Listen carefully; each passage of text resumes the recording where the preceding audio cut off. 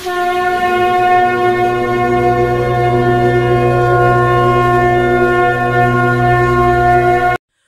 গুরুদেব। হ্যাঁ প্রণাম গুরুদেব, আমরা এই চ্যানেলে বহু রকমের ভিডিও করেছি। আজকে খুব ছোট ছোট কয়েকটা জিনিস নিয়ে জানার ইচ্ছা। একটা হচ্ছে কাক ভস্য, এক হচ্ছে কাক চরিত। তো এই দুটো নিয়ে জানার ইচ্ছাতেই আজকে এই ভিডিও। আপনি যদি এই ব্যাপারে কিছু বলেন। না না বলবো, মানে কি বলবো তোমাকে, শিক্ষণীয় ব্যাপার মানুষের কাছে শিক্ষণীয় ব্যাপার। কাকভস্যটার গল্পটাই কী হচ্ছে, এক সাধু থাকতেন, তিনি ভোরবেলা জপ করতেন কাকতলায় বসে। একটি কাক একদিন ওর গায়ে মাথায় পায়খানা করবে, তো সাধু প্রচণ্ড রেগে গেলেন। রেগে গিয়ে কাকের দিকে চাইলেন, কাক ভস্য হয়ে পড়ে গেল। তো সাধুর মনে একটা ক্ষমতা বেড়ে গেল, দেখলি আমার কি ক্ষমতা হয়েছে, একবার চাইলাম, কাক ভস্য হয়ে গেল। ঠিক আছে, এরপর দম্ভটা এসে গেল ওর মধ্যে, এখন বেলা হয়েছে, এবার বেরোতে হবে, মানে নগর ভ্রমণে খাওয়া খাদ্যের জন্যে। তো একটা বাড়িতে গেছে, গিয়ে বলছে, মা দুটো ভিক্ষা দেবেন? তা বলছে, দাঁড়াও বাবা, আমি একটু ব্যস্ত আছি, আমি তোমাকে যা খাদ্য দেবো আজকের দিন তোমায় কোথাও আর যেতে হবে না, তুমি এখানে বসেই খাবে। তো ও মনে মনে ভাবছে যে আমি সবে কাক ভস্য করে এলাম, ও বেরোলেই ওকে ভস্য করলো, এরকম একটা টেন্ডেন্সি আর কি, মানে হলেই যা হয় আর কি, একটা মনের একটা ক্ষমতা এসে যায়। তো ভদ্রমহিলা অনেকক্ষণ বাদে এলেন, অনেক খাবার নিয়ে এলেন, বলে, বাবা আমি খাবার এনেছি, আজ তোমাকে আর কোথাও যেতে হবে না। তো ভদ্রমহিলা দিকে কেবল চাইছেন, ও তো ভস্য হচ্ছে না, কি হলো, আমি কাক ভস্য করে মেয়েকে ভস্য করতে পারছি না। তা ভদ্রমহিলা বললেন, তুমি তো এই সবে কাক ভস্য করে এলে, তো আমাকে ভস্য করতে পারবে না। যে স্ব কাজে নিযুক্ত থাকে তাকে কোনোদিন মারা যায় না। আমি এতক্ষণ স্বামী সেবা করছিলাম বাবা, স্বামী আমার আর সেবা করছিলাম বলে আমি তোমার কাছে আসতে পারিনি। তো স্বামী সেবা শেষ করে আমি তোমার কাছে এসেছি, আমি তোমাকে বলছি যে আজকে যা খাবার দেবো তোমার কোথাও যেতে হবে না। ও মনে মনে ভাবছে, এত বড় ক্ষমতা, আমি এই সবে কাক ভস্য করে এলাম, আমাকে বলছে, তুমি জানলো কী করে কাক ভস্য করেছে? তো এখন চুপ করে থেকে বলছে, ও তুমি বলছো যে আমি জানলাম কী করে কাক ভস্য করে এলে? তো দেখো, যে নিজ নিজ কাজে নিযুক্ত থাকে সে কিন্তু সব জানতে পারে। তুমি যে এখন কাক ভস্য করে এসেছো সেটা আমি জানি, ওই জন্য তুমি আমার কাছে বারবার চাইছো আমি যাতে ভস্য হয়ে যাই, কিন্তু আমি ভস্য হব না। তো ও মাথা নিচু করে ফেললো মায়ের কাছে, হ্যাঁ, বলো যাও, চলে যাও, তুমি এখান থেকে চলে যাও। বা বলছে যে কোথায় যাবো?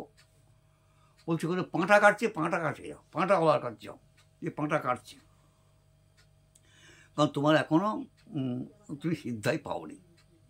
ওই একটা কাক ভস্য করেছে বলে সিদ্ধাই হয়েছে, ওটা ভুল করছো তুমি যাও, তোমার আরও শিক্ষার প্রয়োজন আছে, তুমি পাঁটাওয়ালা। তো মনে মনে ভাবছে, আমাকে পাঁটাওয়ালার কাছে পাঠালো, পাঁটা কাটছে তার কাছে আমায় যেতে হবে, আমি একটু আগে কাক ভস্য করে এলাম। যাই হোক, উনি মানে ওনার আদেশ শিরোধার্য করে উনি যেখানে পাঁটা কাটা হচ্ছে সেখানে গেলেন। পাঁটা কাটা হচ্ছে, ওনাকে দেখে তো পাঁটাওয়ালা তাড়াতাড়ি নেমে এসে প্রণাম টোনাম করে বসতে দিল, চাটা দিল, বললো আপনি বসুন, আমি আপনাকে বাড়িতে নিয়ে যাবো, আজকে খাওয়ার জন্য আমরা কোথাও যেতে হবে না, আমি খাওয়াবো আপনাকে বাড়িতে। ও মনে মনে ভাবছি, আসলে এত ক্ষমতা আমার, আমি কাক ভস্য করে দেবো, মনে মনে একটাই, কাক ভস্য করে দেবো, আমাকে ক্ষমতা দেখাচ্ছে। যাই হোক, ঠিক আছে, বসে আছে। ও পাঁটা কাটা শেষ হলে, বিক্রি হয়ে শেষ হলে তবে তো বাড়ি যাবে, ধুয়ে পরিষ্কার করে বাড়ি যাবে, তো যেতে সময় লাগে। তো বসেই আছে দেখছে। এইবারে পাঁটা কাটা শেষ হয়ে গেল, পাঁটা বিক্রি হয়ে গেল, জায়গা ধোয়া হয়ে গেল। ও গিয়ে হাত জোড়ো করে বলো, চলুন প্রভু, আমি আমার বাড়িতে আপনাকে নিয়ে যাব। ও চলো, ঠিক আছে, কিন্তু মনে মনে ওর একটাই, যে আমি এই সবে কাক ভস্য করে এলাম আর আমাকে এইসব করছে। যাই হোক, ও তো বাড়িতে গেছে, বাড়িতে গিয়ে ওকে দাওয়ায় বসতে দিয়েছে। বসতে দিয়ে ও বললো আপনি একটু বসুন, আপনার খাবার দাবার সব ব্যবস্থা করে দিচ্ছি। তো খাবার দাবার ব্যবস্থা করে দিয়েছে। ও বলছে তুমি খাবে না, আমি একা খাবো। বলো আমার এখন দেরি আছে, আমার আমার অনেক কাজ বাকি আছে, অনেক দেরি আছে। তা বললো যে তাহলে তুমি খাবে না, আমি একা খাবো। বলে হ্যাঁ আপনি খান, আমার এখন দেরি হবে। তো খেতে বসেছে, খেতে বসে ও চান টান করে গিয়ে মন্ত্র পাঠ করছে, প্রচণ্ড মন্ত্র পুজো করছে, প্রচণ্ড মন্ত্র। ওই যে জীবনে ওই মন্ত্র কোনোই শোনি, কাক ঘস্ত করে ঠিক কথা, কিন্তু ওই সব মন্ত্র কোনোই শোনেনি জীবনে। তারপরে মন্ত্র তো পাঠ করে অনেকক্ষণ বাদে এলেন, এসে বউ ভাত দিয়েছে, ভাত খেলেন। বলছে তুমি পাঁটা কাটো, তুমি তো পাঁটা কাটো, তুমি এত মন্ত্র কোত্থেকে পেলে? বলে না এটা আমার বাবা বলে গেছেন, বাবার দেওয়া জিনিস আমি ফেলতে। বাবা বলছে পাঁটা কাট যাই কর, ঠাকুর দেবতা ভুলিস না, পুজো পাঠ করবি। তো বলছি যে বাবা এরকম বলে গেছে? বলছে হ্যাঁ বাবা বলে গেছেন যে পাঁটা কাটো আর যাই করো, এটা আমার জাত ব্যবসা, এই ব্যবসাকে তুমি বন্ধ করো না। পাঁটা কাটো জাত ব্যবসা, এই যে ব্যবসাকে তুমি বন্ধ করো না, পুজো পাঠ করো, তুমি যা ইচ্ছাই করো, আমার কোনো আপত্তি নেই, কিন্তু এই পাঁটা কাটা বন্ধ করবো না, এটা আমার জাত ব্যবসা। এর থেকে আমার খাওয়া খাদ্য, এর থেকে আমার যা কিছু দেখছো বাড়ি গদ্দরে যা কিছু দেখছো, এই পাঁটা থেকে আমার পাঁটা কাটি আমার। তো মাথা নিচু করলো। হ্যাঁ বলছি এত মন্ত্র তুমি পেলে কোথা থেকে? বললো আমার বাবার দেওয়া, আমি শিখেছি, হ্যাঁ সেইভাবেই চলছি। তো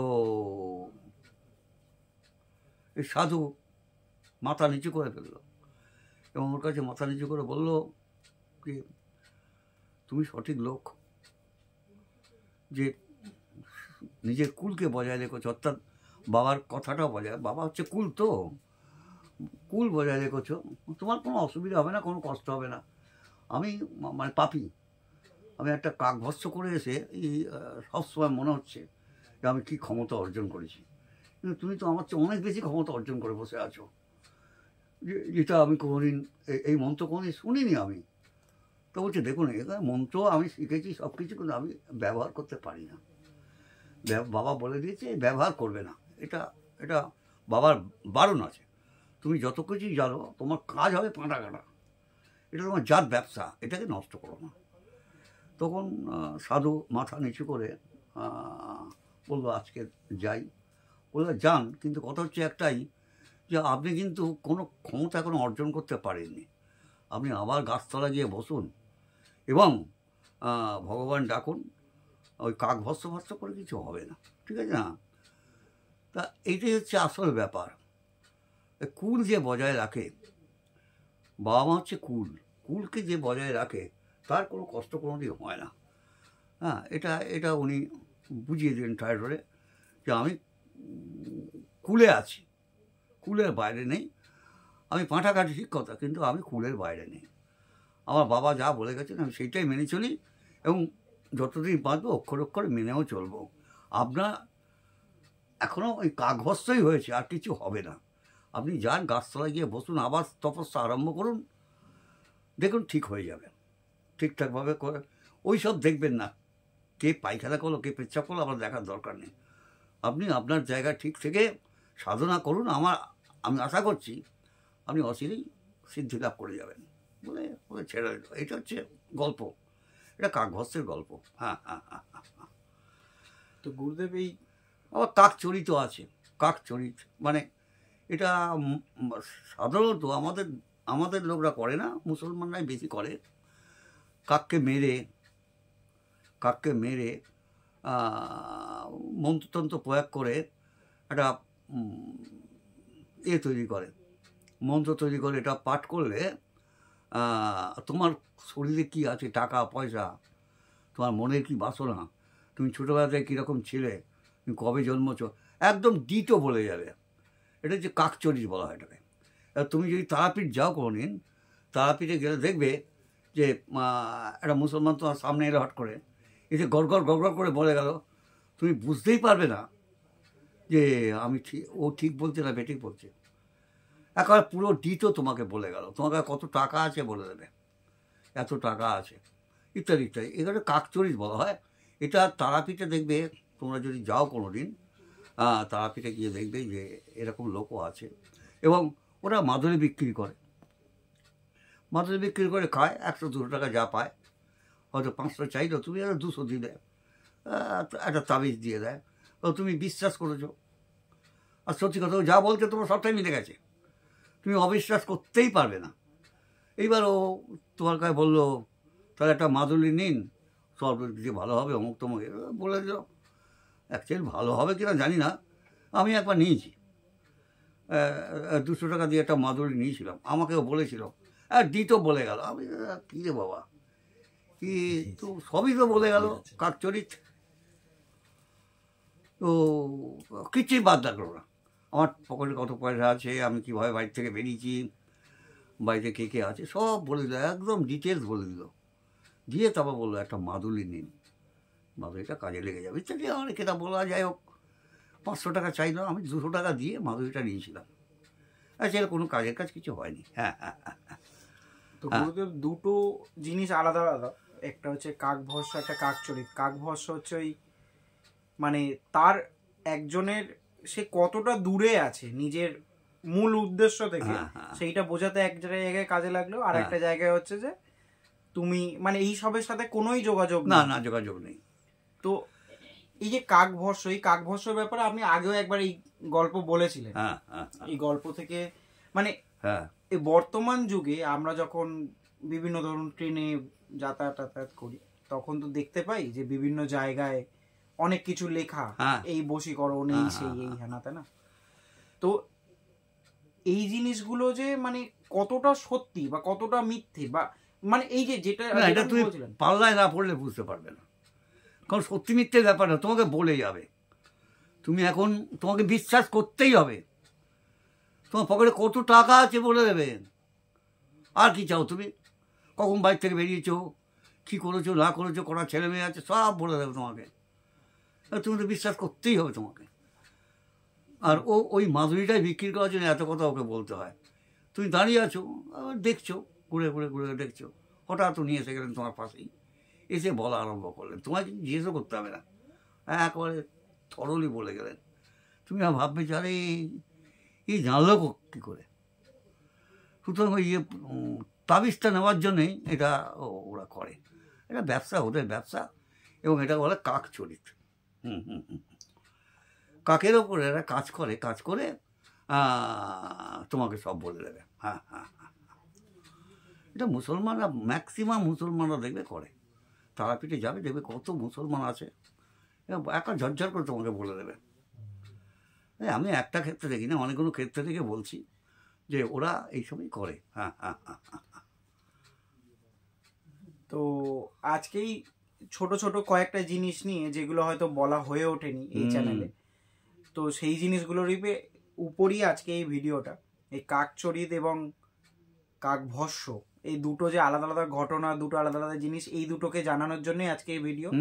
এরকম আরো ছোট ছোট অনেক টপিক নিয়ে আপনাদের সামনে আবার পরে হাজির হব। আজকের মতো এই পর্যন্তই। না, ঠিকই আছে, ঠিকই আছে। আমার কাছে আছে ছোটোখাটো অনেক আছে, যেগুলো আমার চ্যানেলে আমি বলিনি কোনোদিন। এখন তোমরা স্পেশাল করছো বলে আমি বলছি।